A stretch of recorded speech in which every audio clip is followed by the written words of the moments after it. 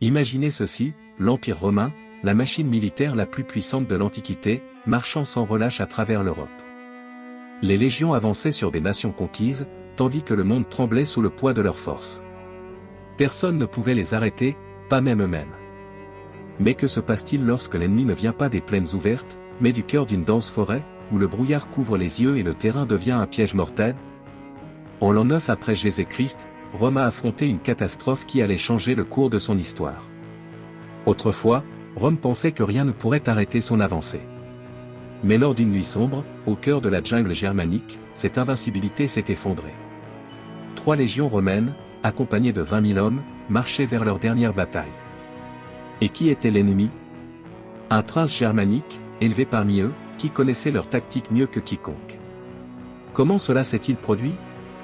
Pourquoi un peuple qui avait été témoin de la puissance romaine de près a-t-il décidé de se confronter à la bête elle-même? Aujourd'hui, nous allons découvrir ce qui s'est passé dans la forêt de Teutoburg, le lieu où Rome a été humiliée, où 3 légions ont été anéanties, et où le destin de l'Empire romain a été bouleversé à jamais. Ne partez pas, le meilleur reste à venir. Ce n'est que le début d'une histoire qui vous fera voir Rome sous un jour complètement différent. À l'apogée de sa puissance, l'Empire romain cherchait non seulement à conquérir, mais aussi à assimiler les terres qui l'envahissaient. L'ambition de Rome était plus grande que jamais. Il ne s'agissait pas seulement d'étendre les frontières, mais d'imposer sa culture, ses lois, son mode de vie. La Germanie, une région sauvage et pleine de mystères, était dans le viseur de l'empereur Auguste, qui voyait ces terres non seulement comme un défi, mais comme la dernière pièce pour consolider sa domination. Cependant, les Germains n'étaient pas de simples peuples soumis. C'était un ensemble de tribus guerrières avec des traditions profondément ancrées dans leur indépendance. Ils vivaient dans une terre de forêts imposantes, où la nature devenait à la fois alliée et défense. Contrairement aux Romains, qui comptaient sur la discipline militaire et l'organisation, les Germains se battaient avec un esprit libre et, surtout, avec la connaissance de leur territoire. Rome avait tout le pouvoir, mais il lui manquait quelque chose de crucial, la compréhension de ses ennemis. Les Germains n'étaient pas seulement des adversaires, c'était une culture complètement différente, et cette différence serait ce qui ferait la différence dans la forêt de Teutoburg.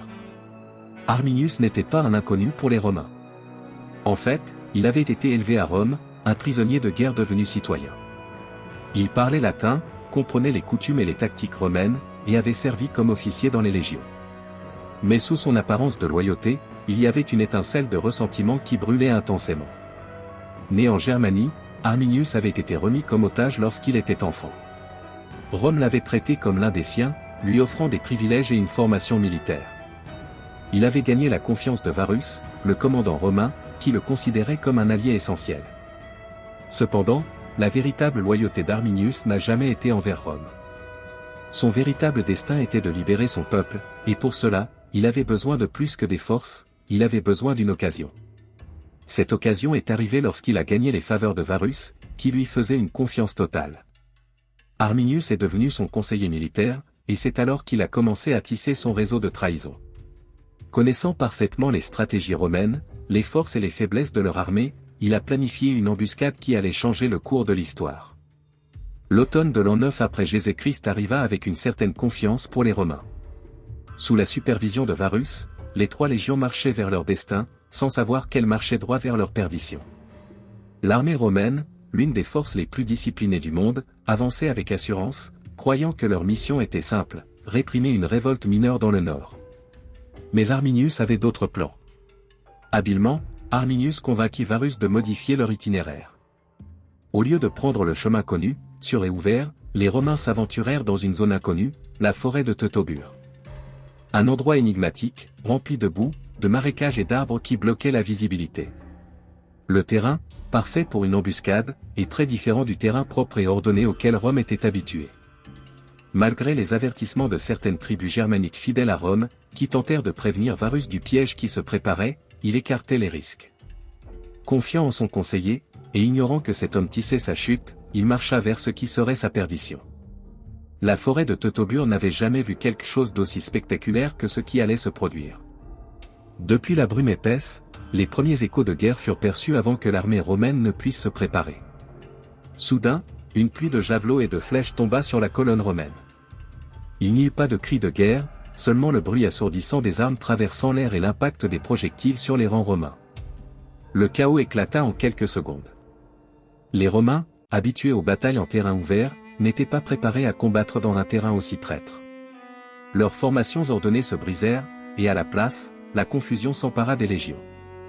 La pluie torrentielle fit glisser leurs boucliers de leurs mains, et la boue transforma chaque pas en un effort titanesque. Arminius et ses guerriers germaniques, parfaitement camouflés dans l'obscurité de la forêt, attaquaient et se retiraient avec l'agilité de fantômes, laissant les Romains piégés et débordés.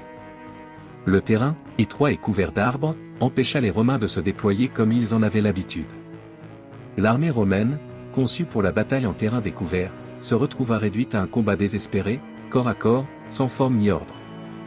La férocité de l'attaque germanique ne laissa pas de temps pour des manœuvres, et les Romains commencèrent à tomber un par un, piégés dans un piège mortel.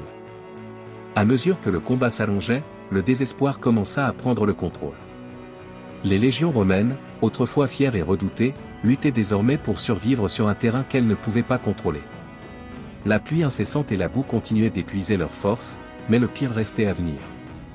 Au milieu du chaos, Varus, le commandant romain, comprit que la défaite était inévitable. Le massacre n'était pas seulement visible à ses yeux, mais se faisait aussi entendre. Les cris des légionnaires tombés, le bruit des corps romains traînés à travers la terre, et la fureur de l'ennemi qui ne cessait jamais. Dans un dernier acte de désespoir, et pour éviter l'humiliation de tomber prisonnier, Varus décida de mettre fin à ses jours. Avec sa mort, le moral des troupes restantes s'effondra. D'autres officiers, voyant qu'il n'y avait pas d'échappatoire, suivirent son exemple. La reddition n'était plus une option, et avec la panique prenant le contrôle de ce qui restait de leurs forces, la résistance romaine se désintégra complètement. Sans leadership, sans espoir, et entourés par les guerriers d'Arminius, les rares survivants furent anéantis sans pitié. Le carnage fut total. La défaite fut si écrasante que les Romains ne pourraient jamais effacer le souvenir de cette humiliation. Parmi les horreurs du massacre, il y eut une perte qui marqua plus profondément Rome que toute autre, la chute des aigles légionnaires. Les aigles n'étaient pas seulement des étendards, elles étaient l'âme des légions romaines, des symboles d'honneur, de pouvoir et d'unité. Perdre un aigle au combat était considéré comme une disgrâce si grande qu'elle était vue comme un désastre national. Mais perdre 3 aigles, 3 emblèmes de la grandeur romaine, était bien pire, c'était un coup au cœur même de l'Empire. Les aigles des légions 17, 18 et 19 furent capturés par les Germains, un acte qui détruisit non seulement le moral romain, mais laissa aussi une profonde cicatrice dans la psyché de l'Empire. L'humiliation de voir leurs symboles les plus sacrés entre les mains de l'ennemi fut une blessure qui ne guérirait jamais totalement. Pendant des générations, Rome chercherait à se venger, mais ce ne serait pas seulement pour la défaite militaire, ce serait pour l'honneur perdu, l'âme même de son armée, tombée dans l'obscurité de la forêt de Teutoburg. L'impact de la défaite de Teutoburg résonna bien au-delà des champs de bataille. Rome, qui jusque-là se voyait invincible, dut reconsidérer ses projets d'expansion. La conquête de la Germanie, une ambition qui semblait à portée de main, fut abandonnée de facto. L'empereur Auguste, qui avait réussi à consolider un vaste empire, fut contraint de reconnaître que le rêve d'incorporer toute l'Europe sous son règne était une tâche trop coûteuse en vies humaines et en ressources. Dans les années qui suivirent, Rome ne cessa pas de lutter, mais ses efforts se transformèrent en représailles, et non en tentatives de conquête. Sous la direction du général Germanicus, Rome mena une série de campagnes punitives pour venger l'humiliation subie. Mais, bien que tactiquement réussies, ces expéditions ne réussirent pas à restaurer l'hégémonie romaine en Germanie. La frontière de l'Empire fut fixée au fleuve Rhin, et cette barrière resta en place pendant les 4 siècles suivants. La défaite de Teutoburg ne signifia pas seulement la fin de l'expansion romaine dans cette région, mais aussi le début d'une nouvelle réalité pour les tribus germaniques, qui voyaient désormais un avenir indépendant de l'influence romaine. La bataille de Teutoburg n'est pas seulement une page sombre dans les annales de l'histoire romaine, c'est une leçon qui reste d'actualité aujourd'hui. Bien qu'elle ait eu lieu il y a plus de 2000 ans, la défaite romaine dans cette forêt germanique nous rappelle que même les plus grandes puissances peuvent tomber si elles ne comprennent pas leur ennemi, ni le terrain sur lequel elles se battent. Aujourd'hui, dans un monde où les grandes nations continuent d'étendre leur influence, Teutoburg sert de rappel que la confiance aveugle dans la supériorité militaire peut être fatale. Les Romains pensaient que rien ne pouvait les arrêter, mais leur manque d'humilité et leur mépris pour les cultures différentes de la leur les conduisirent à sous-estimer leur adversaire. Ce type d'erreur reste pertinent, de la politique aux conflits internationaux modernes. Dans un monde globalisé, la leçon de Teutoburg est claire, la puissance militaire à elle seule ne suffit pas à garantir la victoire. La compréhension du contexte, le respect des cultures et l'adaptation stratégique sont essentiels pour toute nation cherchant à durer. La bataille de Teutoburg n'a pas seulement été une défaite militaire, elle a été une catastrophe née de l'arrogance et de la tromperie. Ce fut un massacre qui résonna dans les annales de l'histoire, le jour où l'Empire romain, qui se croyait éternel, connut le véritable sens de la vulnérabilité.